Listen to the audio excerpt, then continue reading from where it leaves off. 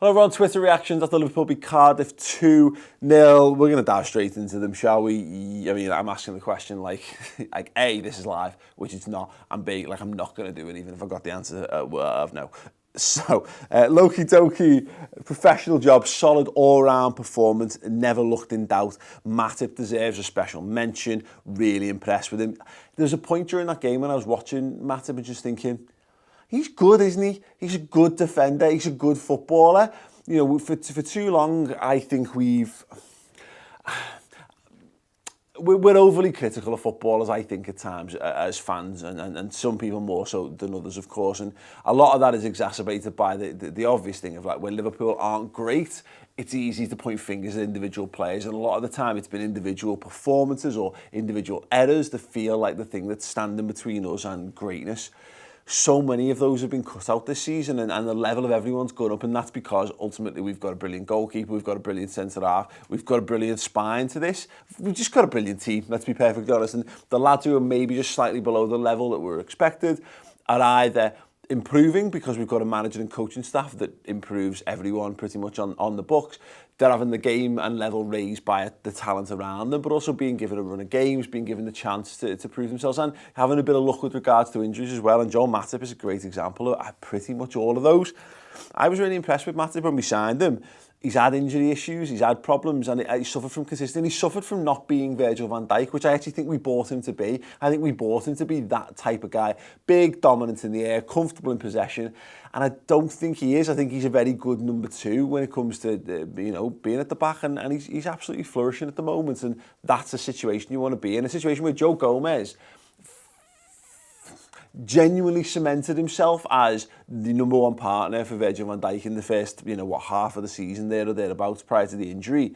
And now he's back. And, if the Liverpool lineups came out for the rest of the season and Matip started against Van Dijk in the form that he's in, I'd be saying fair play, Joe Gomez, go and get yourself the summer, go and get yourself fully fit and sharp and try again from next year, because he's been fine, hasn't he? Watch him be absolutely terrible in the next game now that I've picked him up. It's Dill, Ryan.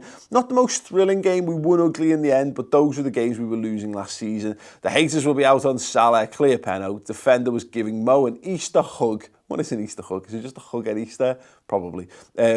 Hope Fab is okay. We march on, get in your Redmen. Yeah, the Fabinho stuff's a bit annoying. I mean, he looked fine. He looked alert and what have you, didn't he?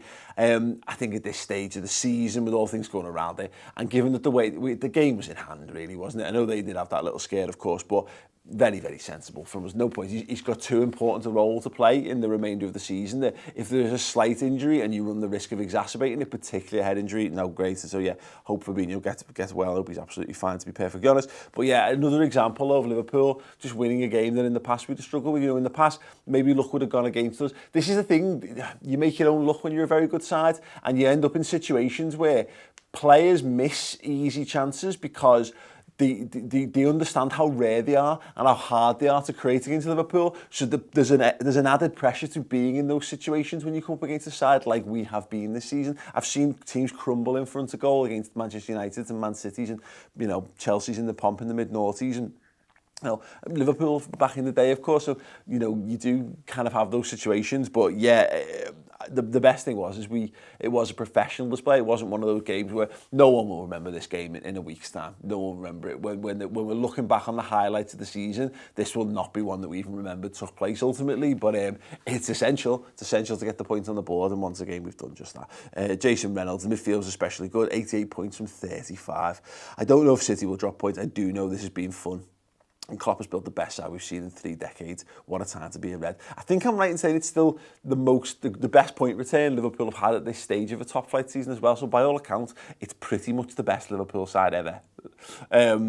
Unfortunately, you're never going to be able to say that without a piece of silverware to back it up. But, as I always say, the sides that won silverware for Liverpool didn't have to go up against this City side and the threat that they pose. So I think ultimately massive credit for Liverpool to being there, to go from 4th with a double figures point gap to being to a point where okay, it's within a couple of points.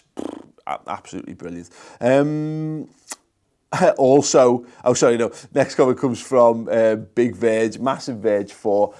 In the first half of this game, I had 0-0 written all over it, but that never say die attitude that the Reds have adopted this season is a fucking godsend, and we get the 3 points, all the pressure on City. Now, yeah, that's it. I don't know about that, about the 0-0 thing, but no, I do actually, you know what, I'll tell you what, I'll tell a lie. When we were missing those chances, I felt so relaxed because we were very much the team on top. I have seen that happen time and time again, and we actually normally lose then. That's normally when someone hits us with a sucker punch and we fold like a house of cards. You know, like it's just mental fragility or soft underbelly, whatever you want to call it. But no, this Liverpool side doesn't seem to possess that, or at least on the incredibly strong base of evidence that we've amounted this season. Yeah, we seem to be able to handle those kind of situations far, far better.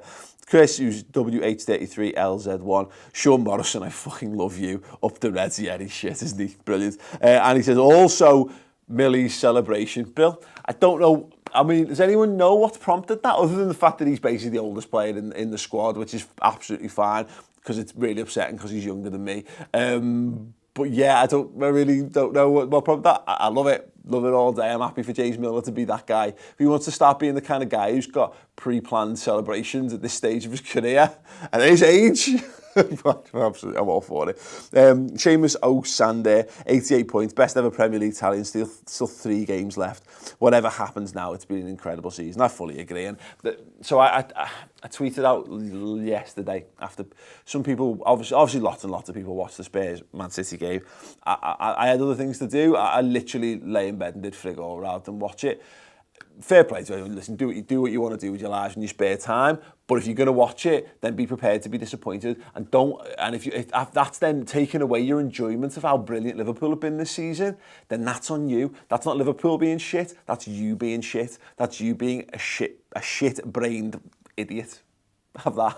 I'm so sorry to be so mean, but no, it's right. You know, don't let the brilliance of someone else tarnish the brilliance of what you've got as the team that you support. Is all I'd say. And look, we're going to have to deal with the fact that Man United, Man City is in the midweek. Am I going to watch it? I will have to get clearance. I go away with work on the Thursday very early in the morning, so I might have to put some family time in. If I am, I think I probably will watch it because it's going to be such a good game.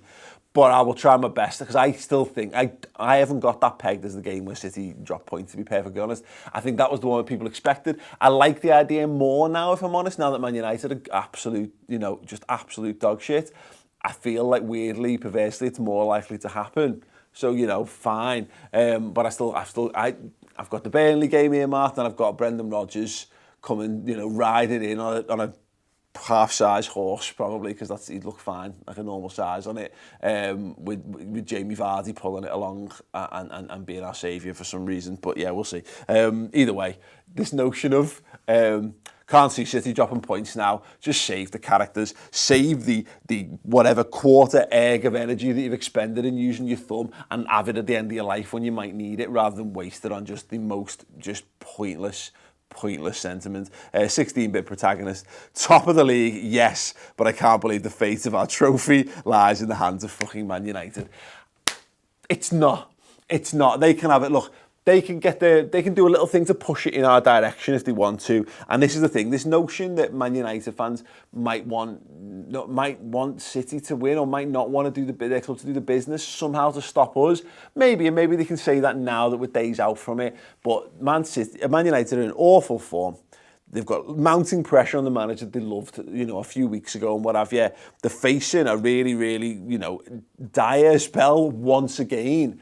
And these cocky upstarts from across town with all the money in the world and all the bravado and this weird, I don't know, weird need to be respected by everyone and loved by everyone that they all seem to have, this insecurity, is going to rock into town. And I just feel like Man United and their fans are going to be baying for blood in that game. So fingers crossed. And look, as I say, ultimately, we've still got Sean Dyche and Brendan who can do us a favour if needs be. Other than that, thank you. Listen, keep your comments coming in the comment section underneath. Me and Chris have got a brand new podcast. It's come out at the Matron Pajak podcast. It's us chatting biff about things that aren't Liverpool. So if you like us for whatever reason that might be, go over, subscribe to the channel. First podcast is up there on the YouTube channel. Go and get involved. Other than that, thank you very much. We'll see you all very, very soon.